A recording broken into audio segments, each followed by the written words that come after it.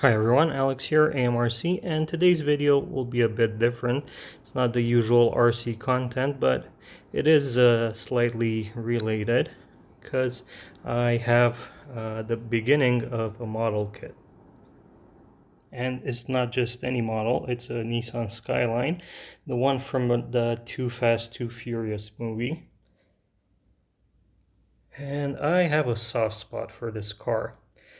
So probably these things are available in other countries as well. I'm pretty sure I've seen them online. So basically you get a magazine with a few parts each week. And in the end, this one has 110 issues in total. You end up with a 1/8 scale die-cast car.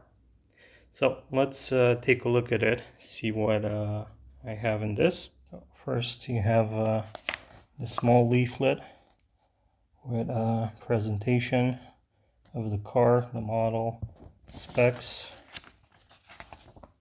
and this is what the finished model should look like.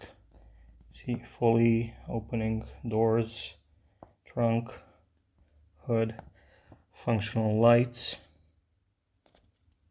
and it's really detailed. And I think this is a full size. It says here at the bottom 58 centimeters in length. It also comes with a remote control for all these functions. Lights, horns, brake lights, everything like that. Yeah, so let's see what it says here. It's in Romanian, of course. The windows go up and down. The steering wheel is functional. It has sounds and blue underglow lights. Yeah, so it looks really cool. You also get a small magazine with each issue with the assembly instructions for the parts and small articles related to Nissan or the GTRs, the Skylines. Yeah, the only catch with this, the first issues are really cheap. The first one is less than $1. The second one is about $7-8. And let's see what you get in them. But the catch is starting with the third issue till issue 110. The cost is about $13 for each. It's around 11 euros. Okay, this is what the magazine looks like. It's a history of the Skyline of the movie, the car in the movie.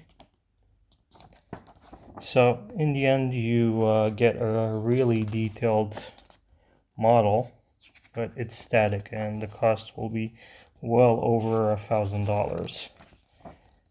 And here are the assembly steps for the parts you get in the first issue. It's just the front bumper, and we have all of these here. I'll try to assemble them real quick.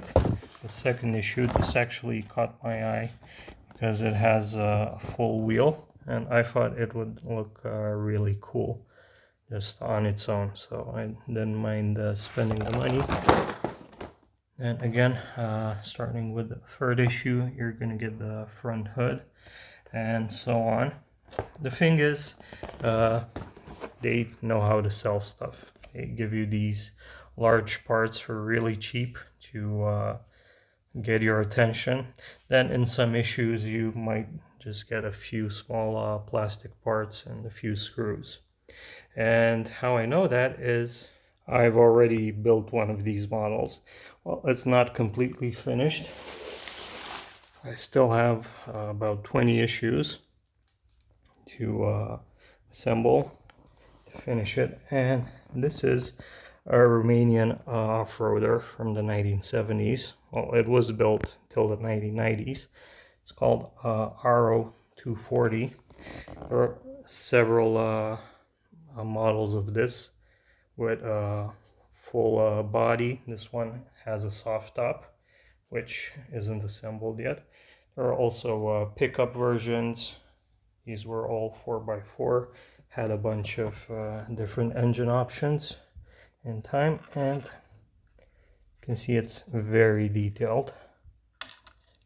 And has this strut here for the hood.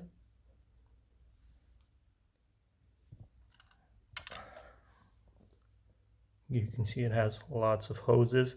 They're not functional, but it does have all the details. So even for the interior, it has all the switches, a glove box that opens, seats you can adjust. The steering wheel should work, but it's not very good steering. And again, this also has lights. You can see the dashboard light up, rear lights, and even if you press the brake pedal, you can see the brake lights come on.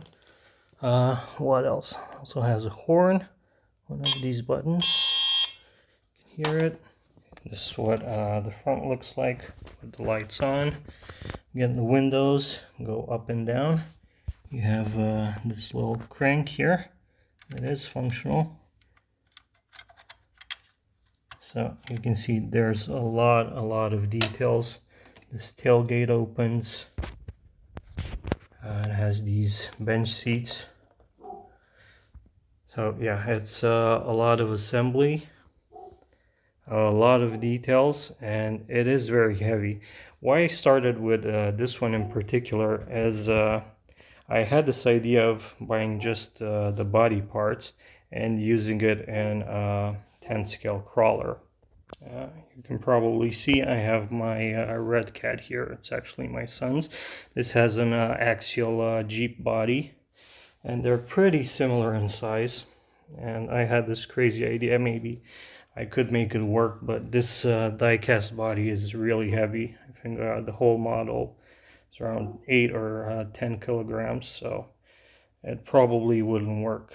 Now, maybe if someone scanned this and 3D printed the body, it would be a viable option, but I don't have a 3D scanner, and I don't really have the time to do that, but who knows, maybe in the future. And there's all sorts of kits like this, ships like the Titanic, the Bismarck battleship, and even airplanes. This is from another model of a Spitfire. I only bought the issues that came with the prop parts because I thought it looks really cool.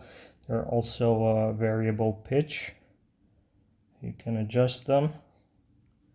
So I just thought I'd buy and assemble this and use it as a pretty neat decoration. Again, the issue is the total cost. As you have 100 plus issues, it ends up way over $1,000. And I just looked at a Spitfire RC model. You can buy a kit or almost ready to fly, or a plug-and-play wooden kit, and with all the electronics you would be at the same price. And you can also fly. These would be just static models. The Spitfire in particular, I think it had a metal sheet covering that you had to do all by hand, so it's a pretty difficult project, and it also takes a couple of years. So back to the Skyline. Let's open this package, see exactly what it has inside, and try to assemble it. Here's the parts. They even give you a small screwdriver. So this is all die cast, except these small grills here on the side, which actually I think they're also metal. The finish is really nice, I'll have to admit that. Looks really, really good. Okay, and we start off with this grill. Then you're supposed to put this GTR logo in. If my camera focuses. Okay, that looks pretty nice. And the next step is connecting it to the bumper. Get these really tiny screws. And they do include a driver, but I'd rather use my own, which I know is decent quality.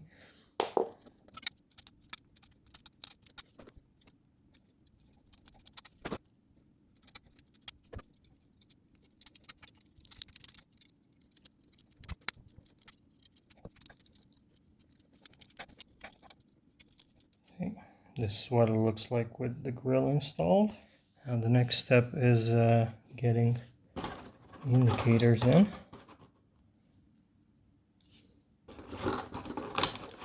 Now the lens for it.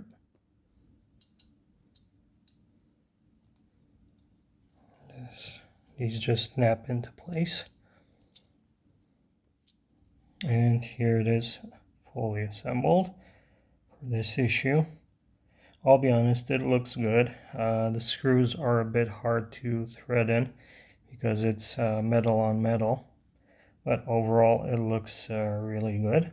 Now, let's move on to the second issue. Here's the tire. It's not very rubbery or soft. It's pretty hard. And looks like we're supposed to get this part in. Okay, goes on this side.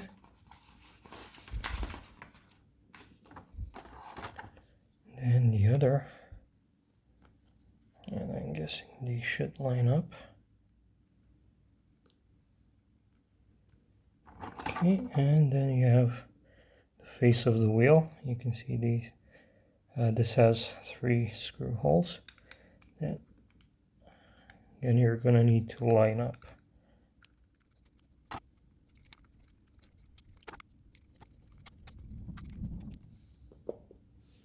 Okay, everything's nice and tight. It looks pretty good. We still have the center cap. If you can see it here, probably goes on here. Now, in the magazine it says to not put it in yet because probably you have to attach the wheel to the car. It's going to be attached in the center, and also these lug nuts that again you're supposed to hold off a bit. So this is it from 2 magazines. So only 108 left, but I'm not sure if I will go on with this because in the end it ends up being a really expensive model. I said that over $1,000 with that money I can get a bunch of different RCs. Now the thing is I can get a subscription, get 4 or 5 depending on how long the month is each month. That would be around $50 a month for 2 years. Now, what do you think? Is it a worthwhile investment, both money and time, to have this model? Or should I focus my efforts on something else? But who knows, if I do get a lot of views, a lot of reactions, positive feedback on this, maybe I can commit and get the subscription and finish this model, maybe making an assembly video each month of the issues I would get. And I'm also thinking, now that I got the bug, finishing this model off.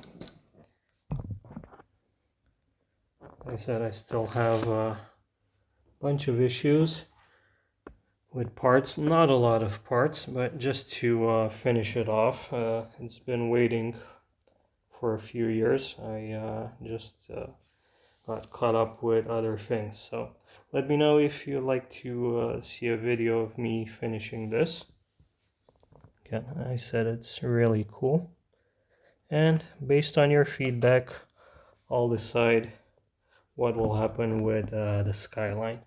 It does look really nice. It's an iconic car. I really loved the first Fast and Furious movies.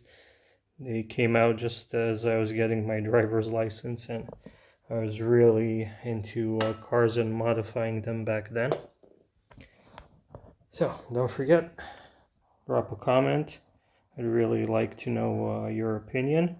Like the video if you enjoyed it. Subscribe if you haven't already, because more content is coming soon. Bye.